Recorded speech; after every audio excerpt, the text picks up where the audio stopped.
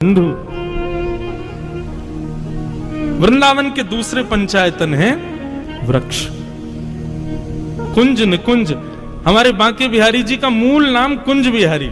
क्यों? कुंजों में ही रहते हैं, वृक्षों में ही विराजते हैं, वृक्षों के नीचे ही विराजते हैं। तो ये सामान्य वृक्ष नहीं है बंधु। तो पहले रज को प्रणाम, फिर वृक्षों को प्रणाम, और तीसरा श्री यमुना जी को प्रणाम। कितने लोग वृंदावन जाते हैं, यमुना जी को वंदन नहीं करते। जिन यमुना जी का जल बिहारी जी पीते हैं, राधा वल्लभ राधा रमन सब पीते हैं, पूरा वृंदावन यमुना जी के ऊपर ही टिका है। उन यमुना जी को पहले प्रणाम कर, और प्रणाम भी नहीं करना, आज्ञा लेनी है। रज से भी आज्ञा, वृक्षों से भी आज्ञा, उसके बाद फिर यमुना जी से आज्ञा। और चौथे ब्रजवासी, आपको जो ब्रजवासी मिले, चाहे आपसे तेज आवाज में बात करते हुए मिले, उनको भी प्रणाम करो। सब ब्रजवासियों को प्रणाम करो। हमारे ब्रजवासी ज्यादा गले मिले, ज्यादा प्रेम से बात करें तो समझना कि भैया अभी हमारी भक्ति में कमी है। कहां ते आया है, कछु दे के जा, सेवा एवा करके जा, तो समझो हाँ श्री जी प्रसन्न है, ये हम पे गुस्सा कर। वृंदावन ये कोई मनगढ़ंत बात नहीं है। वृंदावन शतक में स्वयं लिखते हैं आचार्य गण, सम्मानम कलयाति घोर गरलम। वृंदावन में सम्मान विष के समान है। वृंदावन में क्या हो, बोलो नीचपमानम सुधा। कोई आपका अपमान कर दे तो समझो बड़ी कृपा, जय हो, ये है बड़ी। एक बाबा रहते वृंदावन में, हमारे घर आते, मधुकरी पावे। तो मधुकरी पावे आते तो एक दिन पतो ना कहा भयो, अच्छा ब्रजभाषा निकल रही है, आपको समझ आ रही है ना। तो एक बार हमारे घर आए, आके बैठे, माता जी बोली बाबा रोटी प्रसाद, बोले ना चाहिए। दाल प्रसाद, बोले अपने राम को नहीं चाहिए। बोले खीर पाए लो, बोले अपने राम को नहीं चाहिए। बाबा दूध पी लो, बोले अपने राम को नहीं चाहिए। थोड़ा तेज बोल जाए, नेक हम पे चिल्ला जाए, नेक हमको नेक डांट दे, तब समझ में आएगी श्री जी की हम पे कृपा भई है, हम पे अनुग्रह है। तो वृंदावन में पहले रज से आज्ञा, फिर यमुना जी से, फिर वृक्षों से आज्ञा, फिर यमुना जी से आज्ञा, चौथे ब्रजवासियों को प्रणाम। ब्रजवासी बहुत प्रिय है बंधुओं। जगन्नाथ जी का कभी आपको यदि चरित्र पढ़ने को मिले, जगन्नाथ जी की कोई कथा, मैंने एक जगह पढ़ा, मेरे नेत्र इतने सजल हो गए कि जब प्राचीन भारत में जब इतने साधन नहीं होते थे, तो लोग बाग जब चारधाम यात्रा करते थे, कोई ब्रजवासी यदि जगन्नाथपुरी जाता था, महीनों लगते थे पहुंचने में। तो श्री जगन्नाथ जी अपने स्थान पर खड़े खड़े आज कुछ ज्यादा ही प्रसन्न दिखाई दे रहे हैं। तो पुजारी गण पूछते, जय जय, आज बड़े प्रसन्न हो। तो ठाकुर जी स्वप्न में आज्ञा करते, बोले सुनो, कल ना 4 लोग वृंदावन से आ रहे हैं, एक नंदगाम से आ रहा है, एक गोवर्धन से आ रहा है, उनके लिए उचित व्यवस्था करो भैया, उनके लिए बढ़िया सुनो सामग्री की तैयारी कर लेना, मेरे ब्रजवासी आ रहे हैं। और सुनो बाकी सबको तो दूर से दर्शन करा देना, पर ब्रजवासी आए ना, उनको गर्भगृह में लाके मेरे हृदय से लगा देना, मुझे बड़े प्रिय हैं। तो भैया ब्रजवासियों को देख करके यदि आपको ऐसा लगे कैसे बोल रहे हैं, कैसे चल रहे हैं, अरे देखो क्या कर रहे हैं, नहीं, ठाकुर जी के प्रिय हैं, जैसे हैं उनको प्रिय हैं। तो चौथी आज्ञा ब्रजवासियों से, और 5वीं आज्ञा हमारे वृंदावन में विराजमान देवादिदेव महादेव श्री गोपेश्वर महादेव, उनसे आज्ञा। गोपी प्रेम की, गोपी प्रेम की भिक्षा दीजे, कैसे हूँ मोहे अपनों कर ली। इन चारों से आज्ञा लेने के बाद गोपीनाथ बाजार में विराजमान श्री गोपेश्वर महादेव जाना, और वहां झोली फैला करके ऐसे महादेव से मांगना कि हमको गोपी प्रेम दो। आप बस झोली फैला देना, और उसके बाद आप बिहारी जी दर्शन करने जाना। जब इन 5 स्थानों से आप आज्ञा लेकर के जाएंगे और बिहारी जी जाएंगे, मैं दावे से कह रहा हूं मंच पर बैठ के, आपका रोम रोम पुलकित हो जाएगा मंदिर में प्रवेश करेंगे। आज तक हजारों बार बिहारी जी गए, लेकिन अब की बार ऐसे जाकर के देखिएगा, क्योंकि अब की बार क्या होगा, जब इस प्रकार से जाओगे तो अभी तक तो बिहारी जी को आप देख रहे थे, लेकिन अब की बार बिहारी जी आपको देखें। जब दिखेगा माथे पर ब्रजरज लगी है, जब दिखेगा ब्रजवासियों ने आज्ञा दी है, जब दिखेगा श्याम सुंदर यमुने मैया की कृपा से आए हैं, और जब देखेगा कि गोपेश्वर महादेव ने गोपी बना करके भेजा है, तभी तो ठाकुर जी निहारेंगे। हम सीधे क्लासरूम में घुसते हैं, पहले प्रेयर तो करो, पहले प्लेज तो करो, पहले यूनिफॉर्म तो अच्छे से पहनो।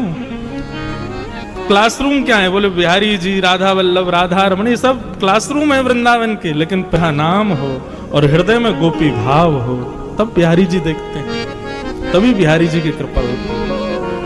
और फिर जब इस प्रकार से जाओगे तो सब लोग बिहारी जी में जाके यही गाओगे। मीराबाई कहती हैं, लागे वृंदावन निको अली माने, लागे वृंदावन निको वन धाम की, ऐसो वृंदावन धाम। कृपा करें श्री जी, तभी वृंदावन की याद आवे, वृंदावन जावे को अवसर मिले।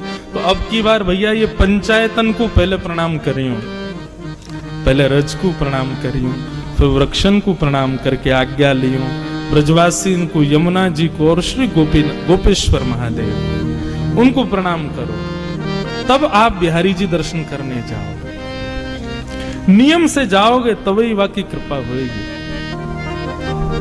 हमारे वृंदावन में आज एक भक्त प्रणाली, भक्त चर्चा कहीं पढ़ रहा था, तो वहां एक बहुत सुंदर कथा आई। एक श्री गिरिजा देवी नाम की एक महिला थी बिहार की,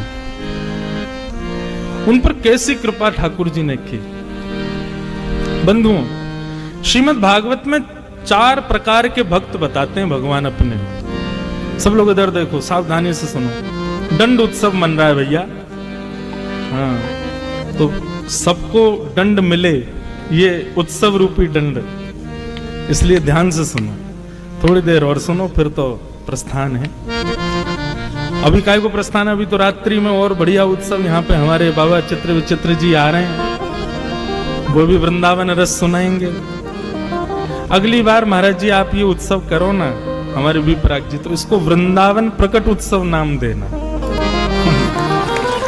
और चंडीगढ़ के जितने भी वृंदावन उपासी हैं, सब इस उत्सव में इसी भाव से आओ, वृंदावन प्रकट उत्सव।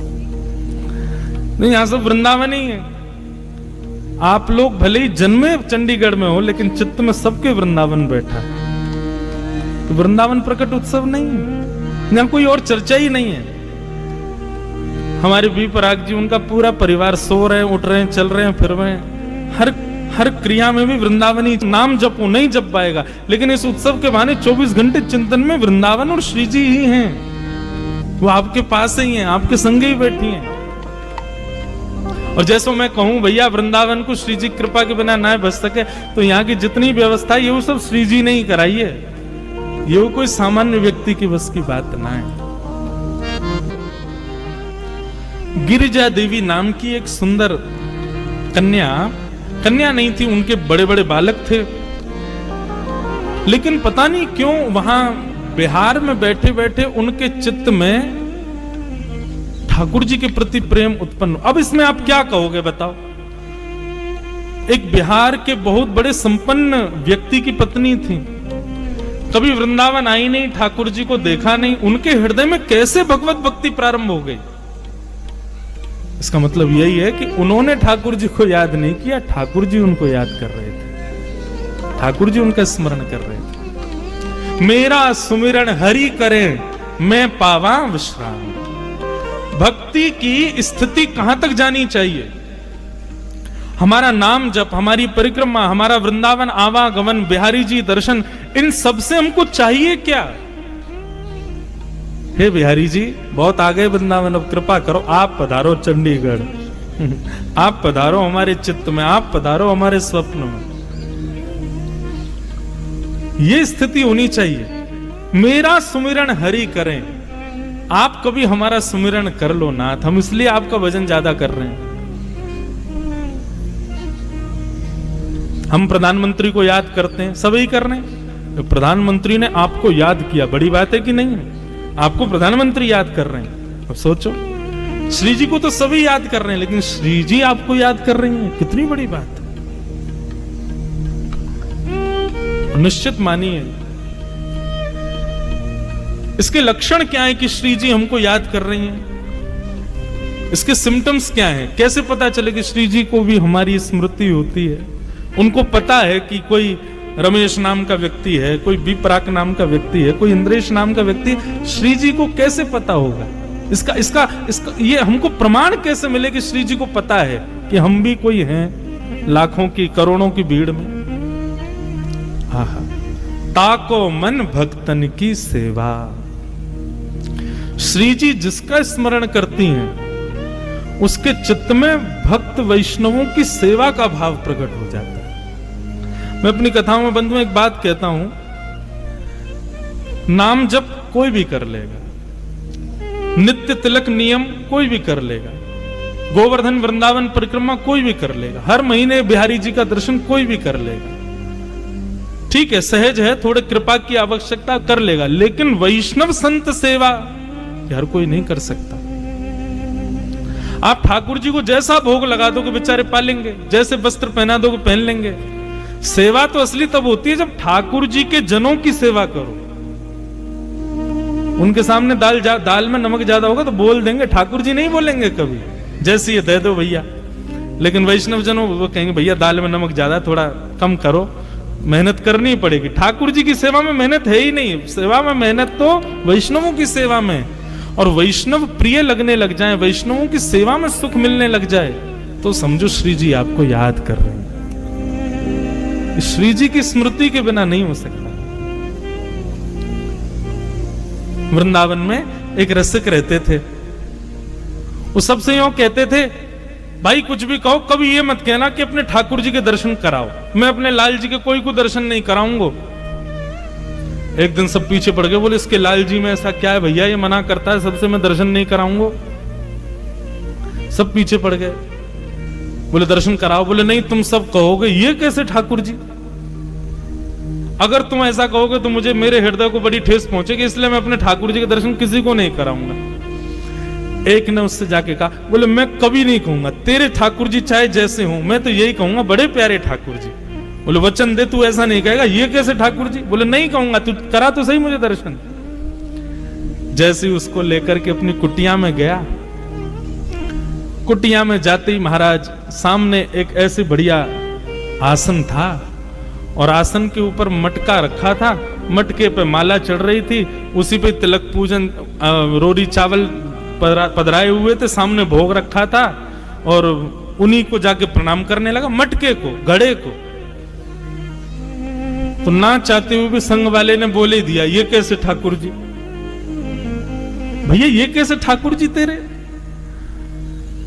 उसने कहा देख मैंने मना किया था ना। बोले अच्छा क्षमा कर दे भैया, लेकिन एक बार बता तो सही, ये मटके जैसे ठाकुर जी कैसे तेरे?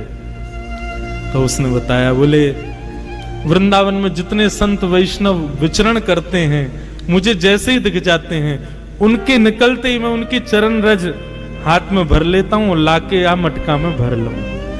वृंदावन के सब संतों की चरण रज ही इस मटके में है, मैं नित्य माथे से लगाता हूं, नित्य हृदय से लगाता हूं, और यही कोई श्यामा श्याम मान करके इनकी सेवा करूं। नेत्र सजल हो गया। ठाकुर जी की सेवा सरल है बंधुओं, कोई भी कर लेगा। वैष्णव सेवा बड़ी कठिन है, और यदि आपकी वैष्णव सेवा में रति हो जाए, आपको पता चली चंडीगढ़ कोई महाराज जी पधार रहे हैं, चंडीगढ़ कोई वृंदावन से ब्रजवासी आ रहे हैं, चंडीगढ़ कोई ब्रज उपासी आ रहे हैं, आपका चित्त वृत्ति मचलने लग जाए, आनंदित हो जाओ, खाने पीने की सुध ना रहे, रात भर ये लगे कब होगी सुबह, कब हम उनसे मिलेंगे, कब उनको प्रणाम करेंगे, ऐसी स्थिति हो जाए, दावे से मान लो श्री जी आपको याद करती हैं। श्री जी के जनों का स्मरण आपके चित्त में सहज भाव से होने लग जाए। आज नहीं पता चलेगा, कल जब यहां से सब पैकअप होगा ना, फिर आप सबके हृदय में एक पीड़ा जैसी होगी, आप आगे अपना कार्यक्रम के लिए जाओगे, मन नहीं लगेगा। क्यों? बार बार स्मृति आएगी, कैसा आनंद आया था, रात में कैसे नाचे थे, हमने कथा सुनी थी, इतने वैष्णव आए थे, ऐसा हुआ था वैसा, ये बार बार ये स्मृति चित्त में आएगी। उस समय जो विरह वेदना होगी ना, निश्चित मानना वो वेदना आपकी नहीं, श्री जी की है, वो आपको याद कर रही है, इसलिए वो वेदना हो रही है। तो श्री जी की स्मृति में आप हो, इसका मतलब क्या है? ये कब मानो? जब आप वैष्णवों के प्रति बड़े प्रिय हो जाओ, वैष्णवों की सेवा में आपकी रति हो जाए। तो श्री जी स्मरण करें, हमको इतना भजन करना है। तो गिरिजा देवी नाम की एक महिला थी, पता नहीं क्यों उनके हृदय में एक अदृश्य से ठाकुर जी के प्रति प्रेम प्रकट हो गया। एक दिन सहज ही अपने पति से कहा, मुझे वृंदावन जाना है।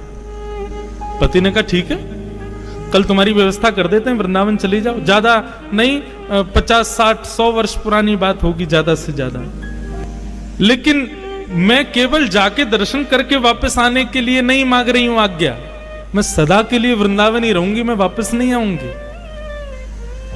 पति ने पहले तो बहुत मना किया, बहुत दिन तक उसकी आज्ञा का, बोले ऐसे कैसे जाने दूंगा, कहां रहोगी, क्या बोले वो नहीं पता, बस मुझे वृंदावन जाने दो।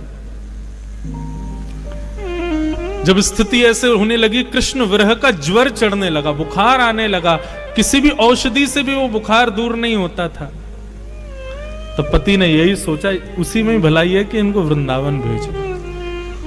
और वृंदावन आई। श्री राधा रमण जी की अनन्य भक्त, सदा उन्हीं के दर्शन करते, उन्हीं की लीला का अनुभव करते। कभी ठाकुर जी स्वप्न में आते, कभी अनुभव में आते, कभी मंदिर में वो दर्शन कर रही होती तो उनको अनुभव होता कि कंधे पे बैठे मेरे और मुझे ऐसे करके देख रहे हैं, ऐसा उनको अनुभव होता धीरे धीरे। लेकिन जैसे ही वो उस अनुभव में प्रवेश करती, ठाकुर जी अंतर्ध्यान हो जाते, उनको ये पीड़ा सहन नहीं होती। और राधा रमण जी से कहती, आप आते ही क्यों जब आपको मिलना ही नहीं है? तो आप मुझे स्वप्न में क्यों दिखते हो जब आपको निरंतर रहना ही नहीं है? तो मुझे स्पर्श करके क्यों जाते हो जब मेरा स्पर्श नहीं आपको करवाना है? तो मत किया करो आप ऐसे, मैं नित्य मंदिर आऊं, आपको देखूं, चली जाऊं, यहीं तक भक्ति रहने दो ना, आप क्यों मुझे पीड़ा देते हो? ये गोपियों की स्थिति भागवत में यही है। नेह किम वदः विष जलाप्यया व्याल राक्षसा वर्षमारुता वैद्युतान लाद। गोपी गीत, गोपी गीत में गोपियां क्या कहती हैं? नाथ, हमको अकेले इस वन में छोड़ के आप अंतर्ध्यान हो गए, अगर इसी प्रकार हमको मारना था तो कालियानाग से क्यों बचाया? इंद्र ने वर्षा की, गिरिराज पर्वत क्यों उठाया? तृणावर्त, सक्टासुर, इतने सारे राक्षस ब्रज में आए हमको मारने के लिए, आपने हमको उनसे क्यों बचाया जब आपको ऐसे ही मारना था हमको? तो वही बात गिरिजा देवी कहने लगी, हे राधा रमण, आपको नहीं समझ आता है, लेकिन आप जब स्वप्न में आके अंतर ध्यान होते हो, मुझे छू के चले जाते हो, मुझे बार बार अनुभव, उसके बाद मेरी जो स्थिति होती मैं कैसे बताऊं? प्राण निकल जाएंगे मेरे किसी दिन। ऐसा मत करो।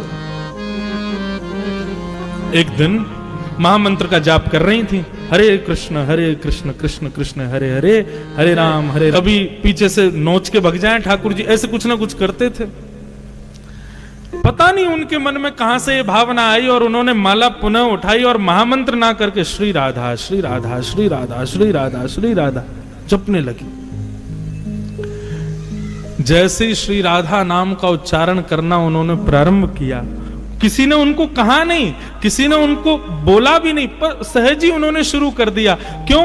इस विरह वेदना को श्री जी समझ गई थी कैसे दूर करना है। बहुत ध्यान से सुनना क्या हुआ।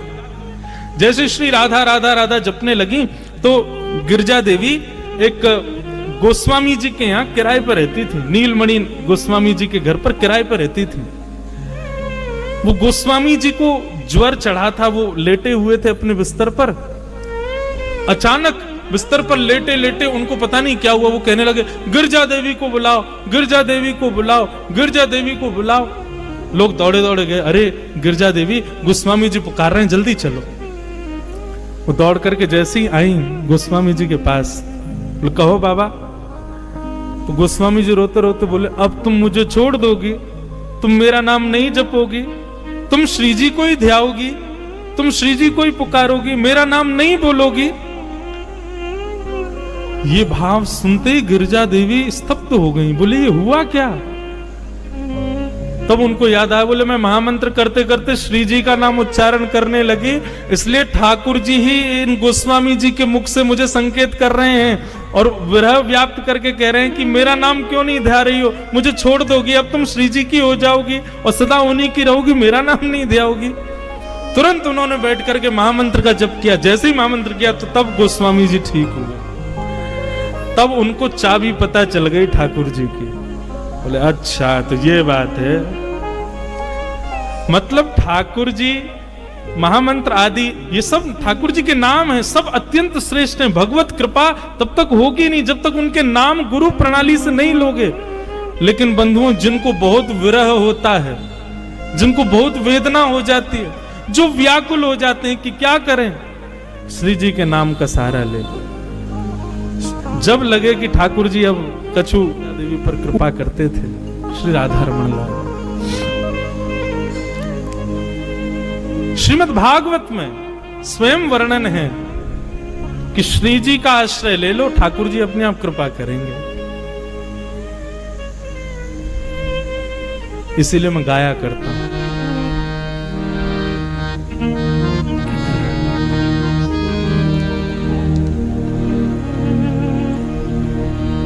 हे सुने राधिका दुलारी, तेरे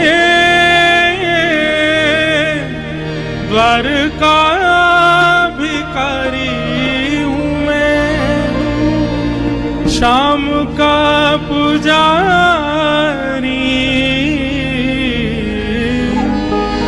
पीड़ा है हमारी, शाम नाम